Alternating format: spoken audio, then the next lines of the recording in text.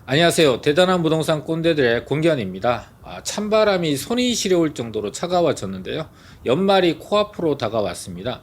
12월 하게 되면은 부동산에서는 종부세를 납부해야 되는 달로 이제 알고 계시는 분들이 많죠. 그래서 이번 달 11월 22일부터 종부세 고지서가 발송이 된다고 하고요. 12월 1일부터 15일까지 종부세를 납부하게 됩니다. 근데 이 종부세가 폭탄이라 불릴 정도로 전년 대비해서 2배에서 3배 정도로 종부세가 증가됐다고 합니다. 그래서 이걸 고지서를 받는 분들이 굉장히 큰 충격을 받고 있을 거라고 예상이 되는데, 종부세 대상이 되시는 분들은 어느 정도 비중이 될 거고, 또 실제적으로 어느 정도 자산을 갖고 있으면은 전년 대비해서 어느 정도의 종부세를 납부해야 되는지를 좀 자세하게 알아보면서 부동산 시장 집값에 대한 전망도 같이 한번 해보고요. 두 번째로 고가 전세에 대해서 전세 대출을 정부가 조인다고 합니다. 그래서 내년 8월 달이 되면 계약갱신 청구권을 써서 전세 계약이 만료가 되는 그런 세대들이 나오게 되는데, 시세보다 훨씬 더 저렴한 전세 가격에 살다가 시세만큼의 전세 가격을 내려면은 추가적으로 돈이 많이 필요하게 되는데, 고가 전세에 대해서 대출을 금지하거나 중단을 해버리게 되면은 이분들이 갈 수 있는 곳들이 없어진다라는 굉장히 곤란한 상황에 빠지게 되거든요. 그래서 그 두 가지 뉴스를 갖고 집값 전망과 앞으로 부동산 시장의 흐름을 한번 파악해 보도록 하겠습니다. 지금부터 시작하도록 하겠습니다. 기사 제목부터 좀 보게 되면 거래 절벽, 종부세 폭탄까지 집값 이대로 폭락, 굉장히 자극적인 단어를 사용해서 기사 제목을 뽑아냈는데요. 시장의 많은 금융 전문가나 부동산 전문가 분들이 인터뷰를 통해서 이 종부세 폭탄 같은 경우는 예고됐다. 이미 현재 이 현실화율, 공시가격 현실화율이 이미 시장에서 많이 알려져 있는 상황이고, 이 현실화율이 높아졌고 그에 따라서 종부세가 굉장히 큰 폭으로 상승할 거라는 것은 이미 몇 개월 전부터 시장에 알려졌다. 6월 달부터 알려졌다. 그렇기 때문에 시장에 큰 영향은 없을 거다라는 전망을 많이 내놓고 있는데요. 저는 좀 생각이 다른 게, 아무리 알고 있는 상황이라도 실제적으로 고지서를 받아보게 되면은 실질적인 피부로 와닿는 충격은 상당히 클 걸로 예상이 됩니다. 자, 그런데 이것이 집값의 폭락으로 연결될 것인가라는 건 좀 다른 얘기인 것 같아요. 왜냐하면은 이 종부세가 뭐 많이 나온다고 하지만, 작년 대비해서 많이 큰 폭으로 증가됐다고 하지만 종부세도 폭탄 수준인데 그거보다는 훨씬 더 핵폭탄 수준의 이 양도세가 부담이 되기 때문에 실제로 기존 매물을 시장에다 매매해서 이 종부세 부담을 덜겠다라고 생각하시는 분 특히 많지 않을 것 같아요. 게다가 종부세 대상이 되시는 분들은 사실은 굉장히 입지가 좋고 마영성이라든지 또는 강남 3구에 있는 부동산 분들이 굉장히 많거든요. 그래서 그런 입지가 좋은데 부동산들이 가격이 계속적으로 좀 하락 위험보다는 상승할 가능성이 높다고 전망되는 상황에서 시장에 매물이 나올 가능성은 상당히 없다. 자, 전체적으로 종부세 대상이 어느 정도 되는지에 대해서는 통계 자료를 어떻게 대입하냐에 따라서 퍼센트가 달리 나오는데요. 제가 정리를 한번 해드리면은, 우리나라 전체 인구를 기준으로 보면은 1.3% 정도 되시는 분들이 이제 종부세를 냅니다. 한 66만 명 정도 되거든요. 그리고 공동주택, 전국에 있는 아파트 공동주택에서 9억 원 이상이 종부세 대상이니까 전체 아파트에서 9억 원 이상 아파트로 계산을 하게 되면은 한 3.7% 정도의 비중이 나오고요. 또 서울만 따져보면은 서울에 있는 전체 아파트에서 종부세 대상인 9억 이상의 아파트를 비중으로 따지게 되면 24.2% 정도 나옵니다. 그래서 전체적으로 종부세 대상, 특히나 지방도시에 계신 분들은 종부세 대상이 될 가능성이 매우 낮고, 대도시권에 있거나 서울의 수도권에 있는 부동산을 보유하고 계신 분들이 아주 집중이 돼 있다는 거죠. 종부세 대상이. 그래서 서울 같은 경우는 아파트 갖고 계신 분들 중에서 무려 4분의 1 정도가 종부세 대상이 되는 거기 때문에 서울 수도권에 계신 분들의 고민이 가장 깊고 클 수밖에는 없는 것 같아요. 자, 그러면은 종부세가 전년 대비해서 어느 정도 올랐는지를 한번 보게 되면요. 실제적으로 적용되는 세율 자체도 많이 변했어요. 그리고 현실화율, 공시가격 현실화율로 인해서 적용되는 과세 표준도 많이 올라버린 두 가지 다가 오른 케이스가 된 거죠. 일단 세율만 좀 먼저 보게 되면은 2020년도에는 예를 들면 12억에서 50억 아파트 한 채 정도 갖고 계신 분들이 1.8% 다주택자 같은 경우 1.8% 정도 내다가 3.6%로 2배 정도 는 거죠. 근데 다주택자는 2배 정도 늘었지만 오히려 1주택자분들 같은 경우 예를 들면은 시세 15억짜리 정도 아파트를 하나 갖고 있다면 작년에 예를 들면 1.4%를 냈는데 올해는 1.6%로 0.2% 정도밖에는 상승하지 않았어요. 그래서 1주택자와 다주택자의 어떤 세금 부담이 굉장히 큰 차이가 난다. 그리고 실질적으로 어느 정도의 자산을 갖고 있으면은 세금이 어느 정도 나오는지 구체적으로 한번 보게 되면은 잠실 5단지 같은 경우는 한 30억 정도 합니다. 시세가. 실제 거래된 가격이 30억일 때 작년에는 250만 원 정도 냈는데 올해는 390만 원 정도로 한 56% 정도가 상승을 하는데 그치는데 이거는 1주택자에 해당되는 상황이에요. 근데 여기서 이제 2주택자가 되면은 상당히 많이 달라집니다. 예를 들면은 음마 아파트 84제곱미터는 28억 정도 하고요.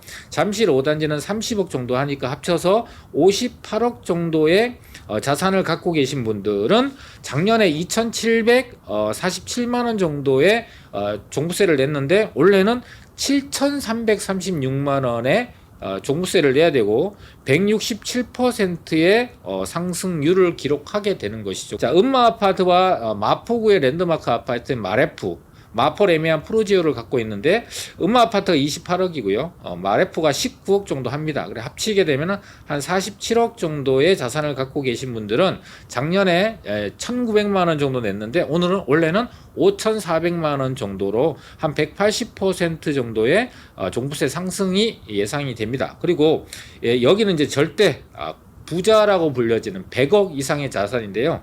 아크로 리버파크 반포의 랜드마크 아파트죠. 그리고 음마 아파트와 잠실 5단지 한강변에 있는 아파트 3채를 갖고 있을 때 총 108억 정도의 자산 가격을 가지게 되고 이분들은 작년에 8,700만 원 냈었는데 올해는 2억 3,600만 원 정도로 한 171%의 종부세 상향이 이루어지게 됩니다. 자, 그런데 앞서 말씀드렸다시피 종부세가 적게는 300만 원대에서 많게는 한 2억 원 정도 이렇게 내게 되는데 이 종부세보다도 오히려 양도세가 내는 게 무려 굉장히 높죠. 5억에서 한 10억 정도 이상의 양도세를 내야 되다 보니까 종부세 부담스럽다고 양도세를 부담하면서 시장에다가 매물을 내놔서 매도하실 분은 거의 없다고 판단이 됩니다. 또 한 가지는 과세 기준일이 6월 1일이거든요. 그래서 이미 원래 6월 1일 과세 납세자들은 이미 정해졌고 납부를 해야 됩니다. 그래서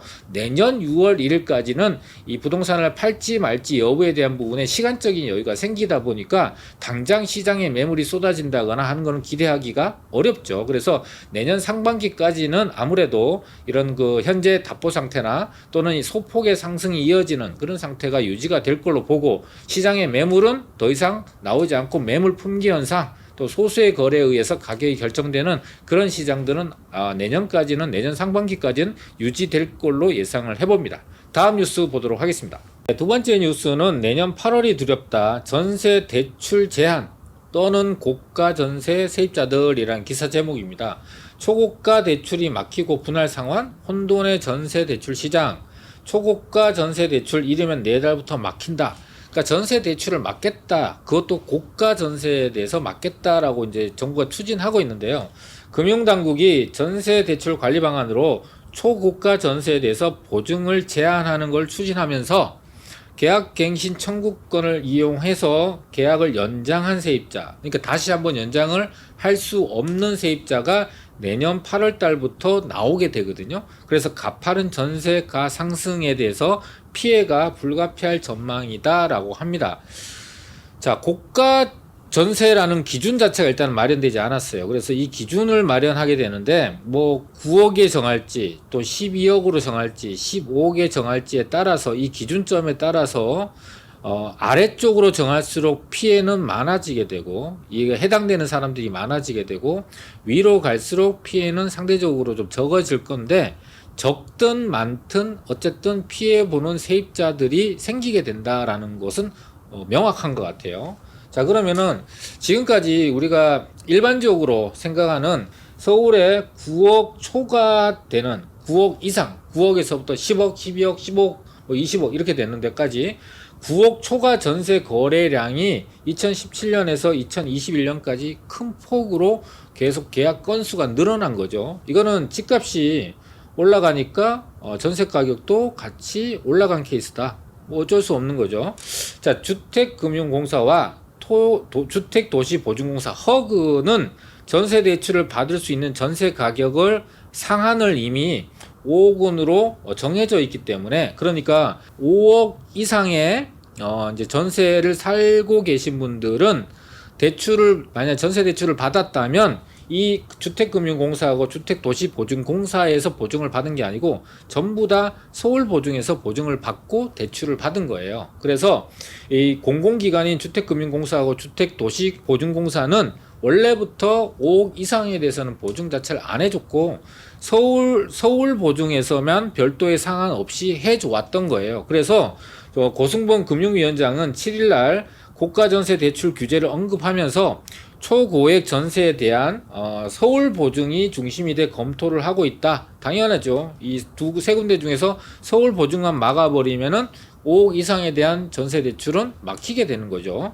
자, 그런데 이 5억 이상이 아니고 9억 원보다는 훨씬 위일 거다라고 이제 그 제한하는 초고가 전세라는 기준점을 좀 9억 이상으로 잡겠다라는 걸 이제 언지를 준 거죠. 그리고 그러면은 이게 얼마 정도 잡히는 게 합당하냐라고 보게 되면은 자, 9억은 이상이다. 그러니까 9억은 아닐 거라는 거죠. 9억보다 훨씬 위일 거다라고 하니까 뭐 그 매매 거래에서 고가 주택이라고 기준이 된 게 15억입니다. 근데 전세를 15억까지 같은 기준으로 잡기에는 시장에서는 좀 여러 가지 이견이 있을 것 같아요. 그래서 중간 정도 가격이 어느 정도 한 12억 정도로 보는 사람들도 있는 거예요. 그래서 아직까지 정해지지 않았지만 12억이나 15억 이 둘 중에 하나가 결정될 걸로 예상이 되는데, 예를 들면은 음마 아파트가 지금 현재 한 30평대가 8억의 전세를 살고 있어요. 갱신 청구를 해서. 근데 시세는 한 13억 정도 하게 되거든요. 그러면은 이 12억이 커트라인이 걸리게 되면 12억 이상 되는 고가 전세에 대해서는 보증을 안 해주는 상황이 되죠. 그러니까 보증을 안 해주면은 대출을 받을 수가 없는 상황이 되는데, 이 전세 8억에 살던 사람들은 예를 들면은 자녀 교육 때문에 대치동 학원가 때문에 여기에 꼭 살아야 된다고 해서 새롭게 갱신될 때 새로운 전세를 구할 때 6억 원 정도의 5억 원이네요. 5억 원 정도의 별도의 돈을 더 내어야만 그 동네에 전세를 살 수 있는 상황이 되는데, 이 13억에 대해서 대출이 나오지 않게 되면은 5억이라는 거를 마련하는 게 세입자 입장에서는 거의 불가능합니다.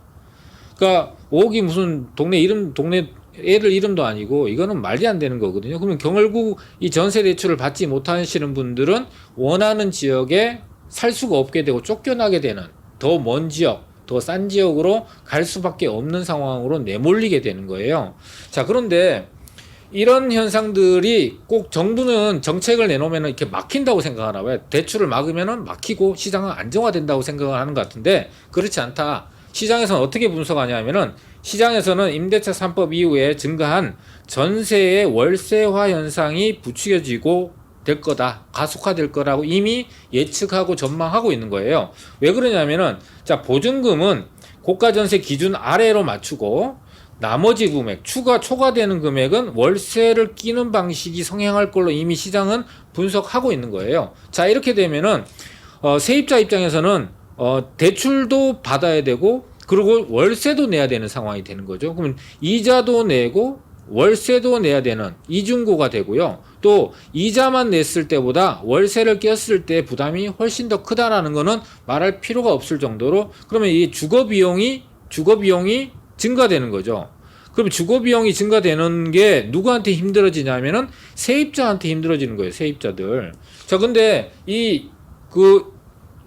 전세 대출 관리 방안이 나오는 이유가 시장 전세 가격을 안정화시켜서 세입자, 임차인들을 보호하겠다는 목적이 있는 거잖아요. 근데 결과적으로는 누가 힘들어지냐면은 주거비용 상승으로 인해서 월세와 이자를 동시에 내야 되는 세입자들 입장에서 훨씬 힘든 거예요.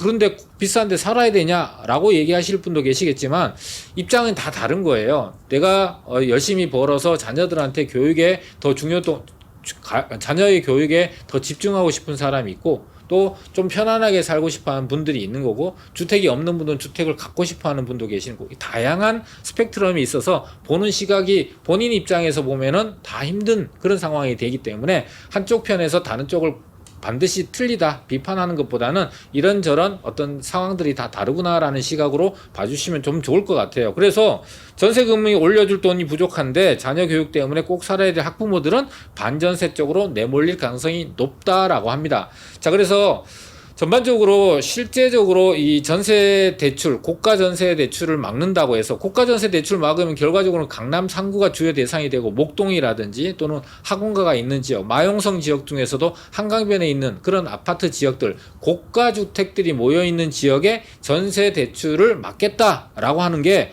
무작정 전세 대출을 안 해줘서 전세 가격이 지표상으로 안정되는 것이 시장이 안정되는 거냐? 그렇지 않다는 거죠.